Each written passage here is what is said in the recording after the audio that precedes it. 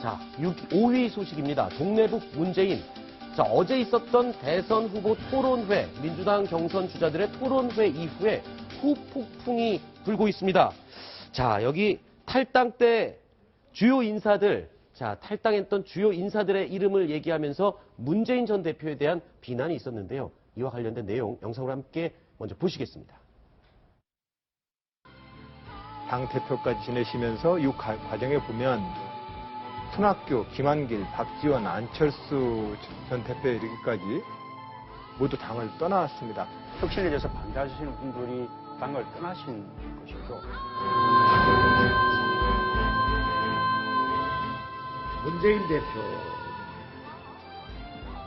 우리 당의 안철수, 김한길, 박지원이 혁신에 반대해서 민주당을 탈당했다는 궤변을 역시 그답게 늘어놓았습니다. 혁신하겠다고 하는 당대표가 비례대표를 누구를 주자, 누구에게는 지역구 공천을 주자. 이것이 혁신입니까? 만약 이것을 문재인 대표가 또 그 나름대로 변명하고 부인한다고 하면 구체적 사실을 공개할 용의가 있습니다. 문재인식 혁신안은 이미 실패했다. 그래서 더 강한 혁신이 필요하다고 주장했습니다. 그것이 받아들여지지 않아서 혁신하겠다는 의지가 없어서 저는 당을 나올 수밖에 없었습니다. 도대체 어떤 혁신을 하려고 했는지 묻고 싶습니다. 자, 한상준 기자, 야당을 오래 취재하셨는데 이 분당 당시에 도대체 무슨 일이 있었던 걸래 이렇게 난리가 난 겁니까? 일파만파 상황이 커지고 있네요. 이게 2015년의 일입니다. 네. 당시 야당을 출입하던 기자들에게는 악몽 같은 시간이었는데요. 네. 요점만 얘기하면 그렇습니다. 당시 10월 28일 치러진 재보궐선거에서 새정치연합, 민주당의 정신이죠. 민주당의 정신인 새정치연합이 패배를 하게 됩니다. 그리고 그때 당대표가 문재인 전 대표였습니다. 당대표의 지위가 흔들리게 되면서 사퇴론까지 불거지고 수습책이 필요하다 이러면서 당 내분이 일어나고 있는 상황이었는데 네. 당시 안철수 전 대표가 요구했던 건 혁신 전당대회를 치르자라는 네. 거였습니다.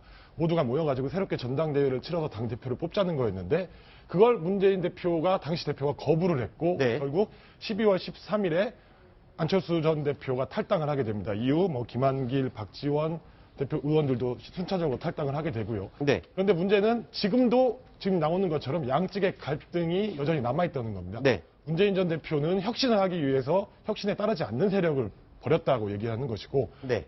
박지원 대표나 안철수 전 대표 쪽에서는 문재인 전 대표가 말하는 혁신은 진정한 혁신이 아니었다. 네. 우리가 말한 혁신을 받지 않게 되면서 지금의 상황이 이뤄진 것이다. 네. 라고 얘기를 하고 있는 것이죠. 네, 그렇군요. 그런데 지금 변재일 민주당 의원이 또 다른 추가 폭로를 했다고 하는데 설명을 해주시죠.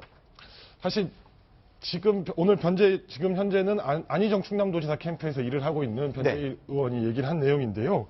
내용은 이렇습니다. 김종인 전 대표의 비례대표 2번과 관련해 네. 김 전 대표로 들은 이야기라고 전제를 한 뒤 네. 비례대표 2번도 김종인 전 대표가 스스로 얻은 게 아니라 문재인 전 대표가 제안을 했다. 아하. 그런데 내가 했다라는 말을 한마디도 하지 않아 김 전 대표가 굉장히 불쾌했다는 겁니다. 네. 사실 변재일 의원의 이 얘기는 아까 영상에 나왔던 국민의당 박지원 대표의 말과 사실 맞닿아 있는 부분이라고 할 수 있습니다. 네. 즉, 이분들의 주장은 문재인 전 대표가 스스로 누구에게 비례대표를 몇 번을 주겠다라고 말을 했으면서 네. 마치 혁신에 따르지 않아서 탈당한 것처럼 왜 몰아세웠느냐라는 얘기를 한 것이죠. 네. 사실 근데 이 문제는 총선 전에 중앙위원회 당시 더불어민주당 중앙위원회 당시에서도 김종인 전 대표의 비례대표 2번이 맞느냐를 놓고 경론이 일었을 때도 나왔던 얘기인데요. 네. 아마 제 생각에 이 문제는 17일 열리는 민주당 두 번째 TV 토론회에서도 굉장한 쟁점이 될 것으로 보입니다. 네. 결국 안희정 지사나 이재명 경기 성남시장 쪽은 이 문제를 다시 한번 제기할 것 같고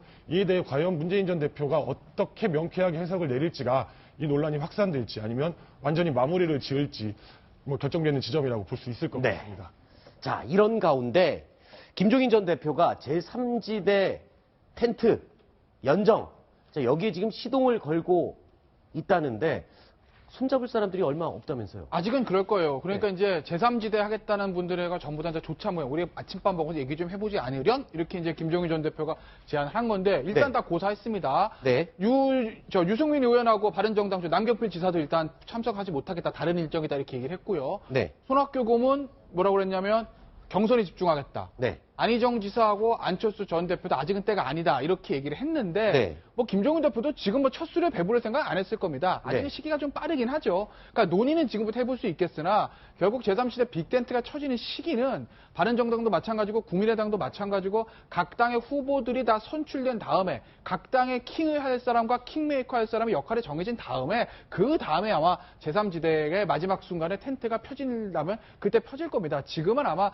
초창기이기 때문에 김종인 전 대표의 어떤 오늘의 그 조치한 모임이 불발됐다고 해서 제3지대가 완전히 사그러들었다라고 보는 것은 좀 아직은 좀 무리가 있습니다. 사실 네. 이제 저희 뉴스 탑10 들어오기 직전에 이제 김종인 전 대표 측과 연락을 했더니 예정대로 진행을 한다고 합니다.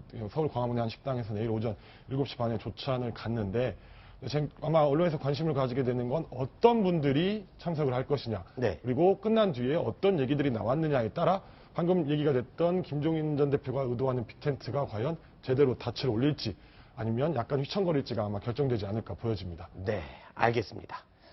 자, 다음 준비된 순위 또 계속해서 확인해 보겠습니다. 함께 보시죠.